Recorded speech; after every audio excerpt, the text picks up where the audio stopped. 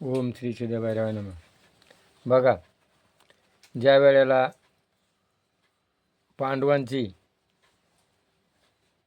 5 पुत्र ज्या वेळेला सगळे युद्ध झाल्यानंतर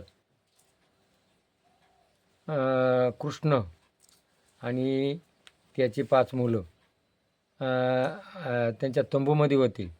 कृष्णाने त्यांना सांगितलं का तुम्ही आता बाजूला चाला, कारण त्याला पुढचं भविष्य माहीत होतं, कारण अश्वत्थामा यांना मारणार आहे. 5 पांडवांनी ऐकलं आणि त्या मुलांनी काय त्याचं ऐकलं नाही. बघा, आजही बी मुलं आहेत ते कोणाचं गुरुचं किंवा आईवडिलांचं ऐकत नाही आणि त्याचे परिणाम भोगावे लागतात. तर मग पांडव बाजूला गेल्यानंतर अश्वत्थामा आला आणि त्यांनी झोपेमध्ये द्रौपदीचे 5 मुलं मारले. आणि मग अश्वत्थामा धरून आणला अर्जुनांना. मग आता याला काय करायचं? बघा, द्रौपदीने काय सांगितलं, तो कोण आहे? तुमचा गुरुभाऊ आहे. आणि मग आता त्याला मारून काय होणार आहे? मग द्या सोडून. बघा, एवढं मोठं गुन्हा जर केला, 5 मुलं मारले, तरी त्या द्रौपदीनं त्याच्यावर दया केली. किती शिकायला मिळतं याच्यातून. पण शेवटी नियतीनं काय सोडलं नाही. कृष्णाने अर्जुनाने त्याच्या डोक्यावर जो समंतक मणी होता तो कापून घेतला आणि त्याच्या डोक्यातून पू वाया लागला.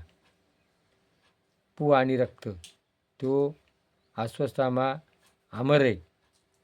या जगामध्ये 7 चिरंजीव आहे, त्यापैकी एक अश्वत्थामा चिरंजीव आहे. अश्वत्थामा, बली, व्यास, अश्वत्थामा, बली, व्यास, विभीषण आणि कृपाचार्य असे 7 चिरंजीव आहे. आणि मग तो फिरतोय, त्याची दुर्गंधी येते आणि मग खाली जर तेल सांडलं तर लोक काय म्हणतात, ते कारणी लागलं, कारण तो तेल मागतोय अश्वत्थामा. म्हणून नियती कर्मानुबंधे मनुष्य लोके. मनुष्य जे कर्म करतो, चांगलं करतो वाईट करतो, पण नियती त्याला सोडत नाही. तुका म्हणे लेखा न चुके ब्रह्मदिका. जे कर्माचं फळ आहे त्याला भोगावं लागतं. म्हणून काय करा? सत्कर्म करा, चांगलं कर्म करा, जगा आणि जगू द्या. तुम्ही जगा, दुसऱ्याला जगू द्या. हे जर विचार पटले असेल तर क्लिक करा.